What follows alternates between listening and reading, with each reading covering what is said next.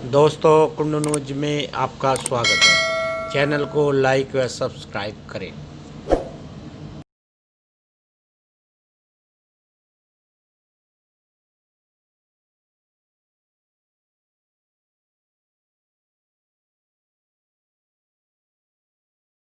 नहीं मैं सुरबाला के गहनों में गुंथा जाऊं, चाह नहीं प्रेमी माला की बिंद प्यारी को ललचाऊं, चाह नहीं सम्राटों के शव पर हे हरि डाला जाऊं, चाह नहीं देवों के सिर पर चढ़ू भाग्य पर इठलाऊं। मुझे तोड़ लेना बनमाली, उस पथ पर देना तुम फेंक, मातृभूमि पर शीश चढ़ाने जिस पथ पर जावे वीर अनेक।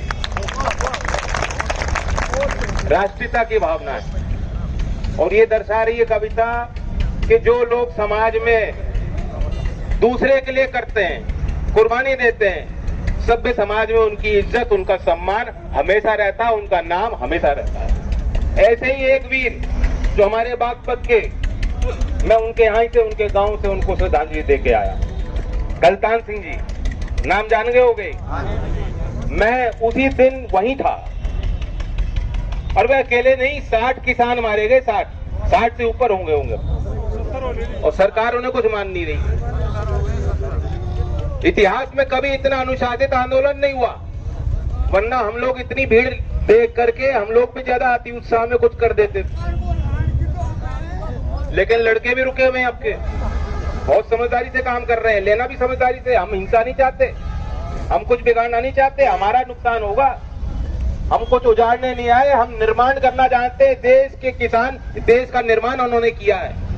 जब देश को आजाद करने की कल्पना लोग नहीं लेते थे, आपको पता है श्यामल जाट जी की, उनके यहाँ परिचय आप देने की जरूरत नहीं। इस क्षेत्र के किसानों ने वो लड़ाई लड़ी, उन पे कुछ नहीं था। जो किसान पे थे हथियार, वो हथियार थे और कुछ था नहीं, और तोप का सामना किया। और बागी गांव क्या क्या नहीं उन्होंने प्रताड़ना सहन करी, अंग्रेजों के खिलाफ लड़ाई लड़ी थी। और ये भी उसी तरह की हुकूमत है, इनके कार्य करने के अंदाज में कोई फर्क नहीं है। ये भी शहंशाह बैठ गए हैं। क्या है कानून, क्या है जिद, रोक लो, हटा लो, 6 महीने कोशिश करो, इन किसानों को मना लोगे तो फिर ले आना। आज किसान इतने दिन से पड़े हैं, देश की राजधानी में उनको घुसने नहीं दिया जा रहा। अगर आज भी आपका खून नहीं खौलेगा तो बस किसान का खून जिंदा नहीं है। और आज रुक जाओ, मैं तो लोहा गर्म कर रहा हूँ पहले ही, जो लय खराब हो जाता है। मैं आज क्षेत्र में घूम रहा, गांव गांव में पोस्टर लग रहे हैं, चुनाव आ रहा है ना, फलाना समाज सेवी, फलाना समाज सेवी, फलाना समाज सेवी।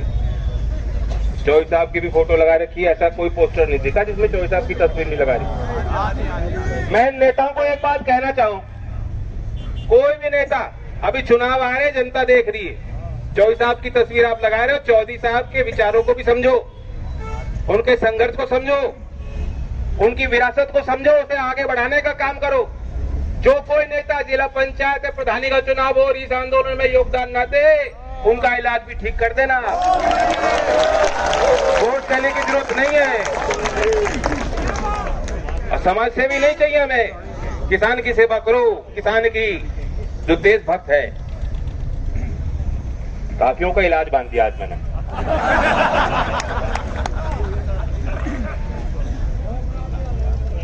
आपकी हैंड राइटिंग तो डॉक्टरों वाली है, कुछ समझ नहीं आ रहा क्या लिखता। बात तो इनकी गन्ने की होगी, कुछ गन्ने की बात भी होंगी। असल में इस क्षेत्र में तो काम का समय था, बुआई भी चल रही थी, मिल भी चल रही है, सारे काम को लेकर। लेकिन जो आंदोलन पंजाब, हरियाणा और राजस्थान के किसानों ने बेखूबी लड़ा, उत्तर प्रदेश का किसान और समझ दूर से आए, मैं अपने बुजुर्गों का नमन करता हूं, नौजवान साथियों का, माता बहनें भी आज यहाँ संख्या में आई हैं। 2 सप्ताह पहले जब मैं आया था, मैंने बात कही थी कि महिलाओं की भागीदारी इस आंदोलन में दिखनी चाहिए, और बहुत अच्छा लगा कि हमारी मेरी बहन रेणु तोमर, उन्होंने अपनी बात रखी और दम से रखी। ये वक्त ऐसा है कि इसमें कोई पीछे रह नहीं सकता। मेरा तो मानना यह है, कानून बनाने कानून में परिवर्तन संशोधन लाने की जो ताकत है वह संसद को है, लेकिन संसद से देश संतुष्ट नहीं। संसद के अंदर जो चर्चाएं होनी चाहिए थी, जो मशवरा लिया जाना चाहिए था, लोकतांत्रिक प्रक्रिया में जो जनता की आवाज वहां उठनी चाहिए थी, जो विरोध होना चाहिए था, वो नहीं हो पाया। मेरे पास किसानों को देने को आज कुछ नहीं है। मैं वहां नहीं हूं, चौधरी अजीत सिंह जी वहां नहीं थे, और संभवतः अगर होते तो जो कुछ था वहां नौछावर करते, रोकने का प्रयास।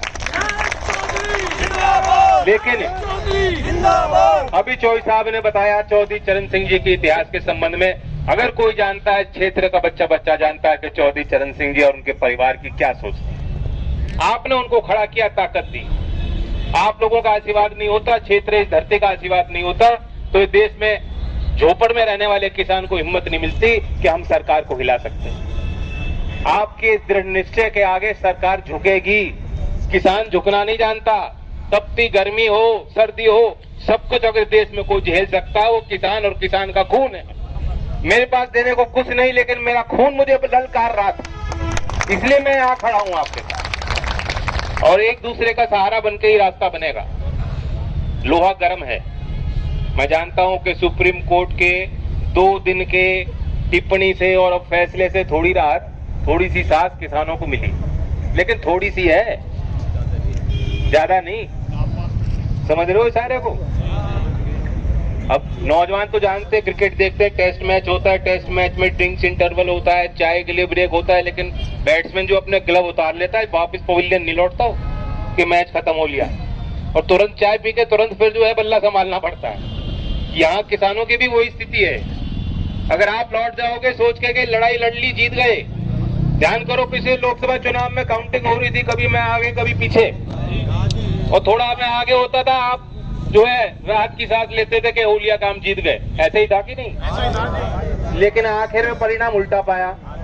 तो इस लड़ाई में भी सतर्क रहना पड़ेगा, सतर्क। जब तक स्थायी समाधान नहीं होता, और स्थायी समाधान मोटा मोटी सब जान रहे, सब क्या मांग क्या है?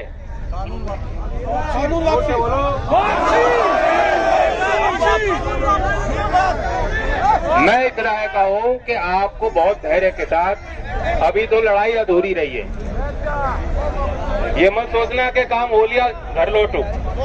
मैं जब 2 सप्ताह पहले आया था, भीड़ कुछ कम थी, आज आपने भीड़ दुगनी करी, और फिर मैं आप जब बुलाओगे तो फिर आऊंगा, तो उससे ज्यादा भीड़ करनी पड़ सकती है आप। बिल्कुल करेंगे। और एक बात और है, अभी हमारे चौधरी साहब कह रहे थे कितने 85 नोटिस मिल गए इनको।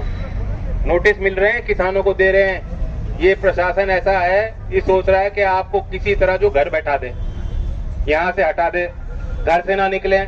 जो जितना सक्षम है लड़ने को, उसको उसी हथियारों से उसका मुकाबला ही सरकार कर रही है कि नहीं कर रही?